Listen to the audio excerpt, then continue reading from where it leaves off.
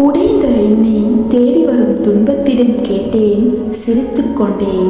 யாருக்கும் என்னை பிடிக்கவில்லை, உனக்கு மட்டும் எப்படி பிடித்தது?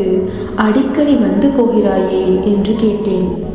உடைந்த என்னை தேடி வரும் துன்பத்திடம் கேட்டேன், சிரித்து கொண்டேன். யாருக்கும் என்னை பிடிக்கவில்லை, உனக்கு மட்டும் எப்படி பிடித்தது?